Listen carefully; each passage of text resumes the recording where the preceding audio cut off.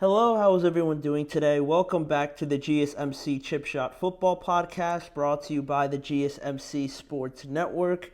I'm your host, Manny Maradiaga, today on Tuesday, February 25th. Already starting with the NFL Combine, there's lots to talk about, and with it still, getting into its early stages and everything like that, we haven't really seen any of the major testing, that's yet still to come. I thought, with today being my last episode on here, I thought I'd do a mock draft. I thought, what better way to do and kind of send it all off than with an official first-round mock draft. We're going to go through all the picks and stuff like that. So based on, the time of year, the scouting combine, the offseason, I gave my full list of 1 through 32 in the first round, coming up later in the show. For the first couple segments, though, we do got to talk about some things in the NFL, talking about James Cook and a potential contract extension for him and what that could look like, and also the Commanders giving Jonathan Allen the permission to seek a trade at some point this offseason potentially, to see if that materializes into anything that is yet to be seen. But with that, we are going to get into the show, or actually before that, as I always do for you guys, a quick reminder, if you have any questions, comments, or any opinions you'd like to share, please don't hesitate to do so. Your opinion, your insights, any feedback you guys have to give is always very much appreciated and well received, and we always anticipate it and like when you guys are able to do that, right? It adds a lot more to the show. So if you're able to do that and you want to make it absolutely sure that your message stands out and gets featured on the show, there's an easy way to do that just by using the Super Chat feature. As you see on your screen, click the $sign at the bottom of the chat box to send in your Super Chat. And this way, it guarantees that your message gets on the air. And it's also a fantastic way, again, to get involved with the show, share any insight, perspective, and add a different point of view to the show as well and the conversations we have. So, again, get involved, use the Super Chat feature, click the $sign at the bottom of the chat box, and let us know what's on your mind. So, with that now out of the way, we can start talking about one of the couple topics we have on here, and that being James Cook. James Cook, coming off of a very impressive season with the Buffalo Bills this past year, although they fell short of their goal ultimately, I think personally, individually, he played a massive role in it. And I think it's fair to say that James Cook was the Bills' best player outside of Josh Allen. I don't think that's a wild statement to make whatsoever. And, this year he made the Pro Bowl for a second straight year. He was tied for first with 16 rushing touchdowns, the quietest 16 rushing touchdowns, I believe. Not talked about as much as, Derrick Henry, right? And the amount of rushing touchdowns that he had. James Cook was right up there, right? And it's not like he's, undervalued. I think this year a lot of people got to see how much value he does bring to the Bills, but also a very quiet, very impressive season overall in a very run-heavy based offense, very heavy personnel-based offense. He has clearly been a big benefactor of that, as well as Josh Allen and how much he impacts the game. James Cook, I think, is right there. Not at the level of Josh, but he's definitely has a major role to play in this offense that Joe Brady and the Bills run. So with that being the case, now we head into this offseason. James Cook is extension eligible. And for how well he played in the regular season, like I mentioned, but also the playoffs, right? He went on a crazy run there in the playoffs. He had a solid first game. Then the second game against the Ravens, I want to say he scored, but overall, they just had a very good game overall from an offensive perspective. And then in the championship, right, he scored that great touchdown, great extra effort to get into the end zone. And it left a lot of people wondering why in that drive where Josh Allen kind of threw up that prayer, right, why James Cook wasn't more involved. And it kind of left a bad taste in your mouth, right, if you're a Bills fan and you feel like you could have done more. But I think that's the kind of level that James Cook brings, and he was certainly a huge part of it in the playoffs especially. So now that we get into this extension talk with him, right, it's always a bit weird when you're talking about the running backs because there's a lot of polarizing views on it.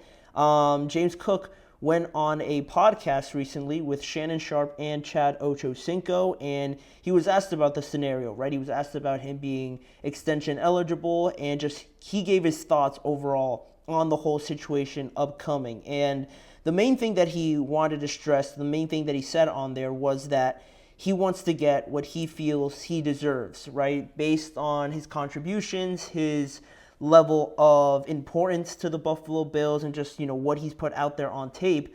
The main thing that he said is that he just wants to get paid for the kind of production he's putting out there, right? Nothing, groundbreaking, obviously, but he also added to that statement, I just feel like we're deserving of it. Like, why not? We work all of our life to get paid. Feed me the big bucks. I want to go chase the highest of the highest, and I'm going to keep doing it. That was James Cook in regards to his contract extension on the podcast with Shannon Sharpe and Chad Ochocinco. And I don't think anything that he mentioned was particularly, groundbreaking or anything like that, but I think it is interesting when he mentions, or when he says that I want to go chase the highest of the highest.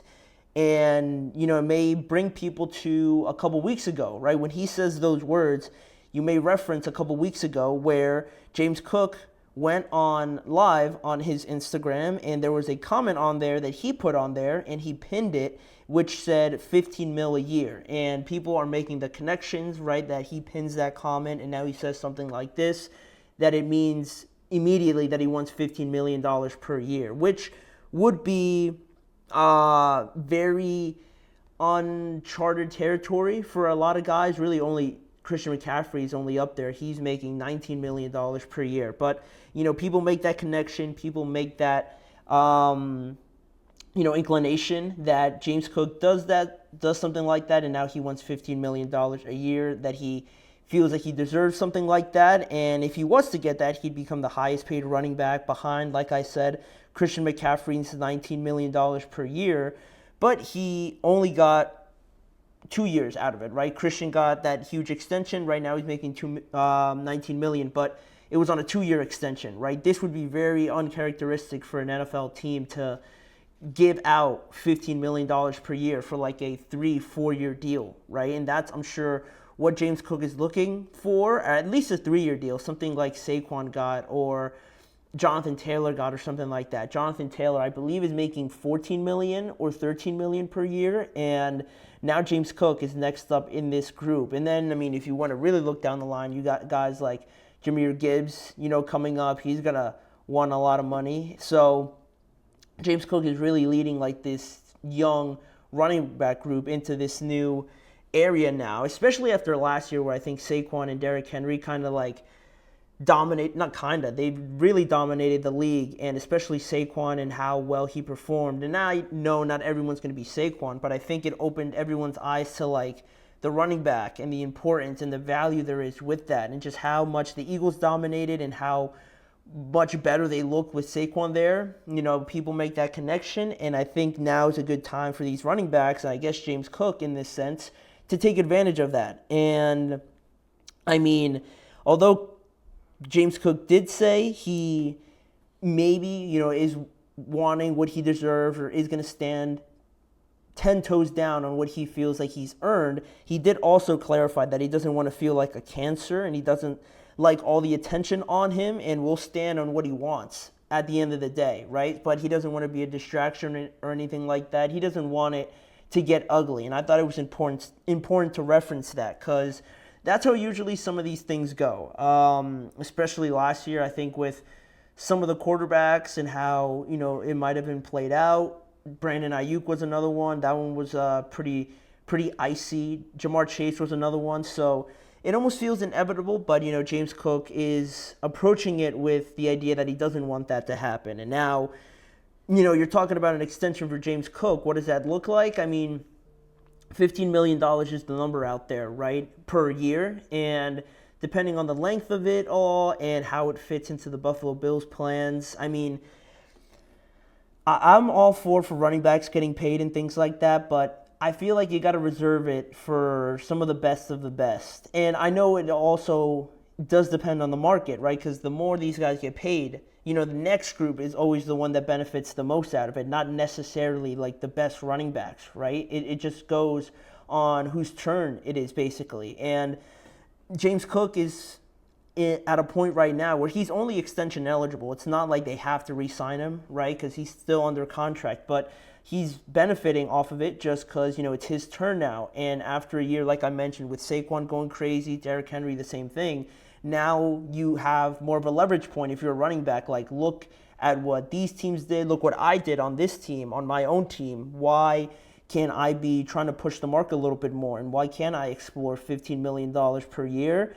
I think that's all fair, and I don't have a problem with it, but I'm struggling to see a world where, if they give this contract, like $15 million to James Cook, it's gonna become more of a norm, right? And now Jahmyr Gibbs if James Cook is getting that, then Jahmyr Gibbs, I keep going back to him, he's definitely gonna get $15 million, maybe even more. So once you open that door, it's very hard to close. And I know the cap keeps going up and everything like that, but, when you increase the pay for one position, another position group is going to suffer from it. And you don't know where that's going to be, but managing all of that is going to be interesting to see how it all plays out. But I don't know if I would necessarily give James Cook $15 million. And I know, again, they don't have to stress about it right now per se, but it's a very weird time because they have this potentially to kind of deal with right now. They also got to try and improve their team overall, the Buffalo Bills, get some more wide receivers potentially, address some things on defense, and also on the running back class, which we're going to get more into later with the mock draft, right? How enticing is it with the fact that this is such a deep running back class, right? And maybe to avoid paying James Cook, and I'm not saying that the Bills, or I think that the Bills want to do that, but, this is a very deep class, and there's a lot of good running backs, it looks like. So how enticing is that opportunity to say, you know what, let's go out and draft one. And next season, now we have the leverage. Like, if James Cook doesn't want to take what we think is acceptable, well, we've already have a running back that we drafted, right? Some of those things and how it all plays out timing-wise with the draft and free agency and things like that, it's going to be very enticing, anticipating to see how it plays out that way. Because if they draft a running back, like, they already have 3 of them, like with Ray Davis, James Cook, and Ty Johnson. If they go out and draft another running back, it would give me an inclination, like, all right, like they're kind of planning something here, right? They're having an insurance, right, the Bills to potentially moving on from James Cook. If the money gets to a range where they're not comfortable, they'll draft a running back this year and then have that sort of insurance policy there with them at the running back position. I think that's also interesting to watch, right? Like, in a draft class with so many good running backs, the Bills don't really need one, you would say. But if they go out and draft one, then it kind of rubs me the wrong way a little bit. So with that, James Cook is really still just getting into the early portion of it. Again, $15 million. It's not like he went out and said $15 million. People are assuming that. It is something that could happen. I'm sure what that price range will kind of be filtered out as we go along. But at the end of the day, I'd be a little surprised if they came to an extension this early. It would be pretty uncanny to see for a running back, but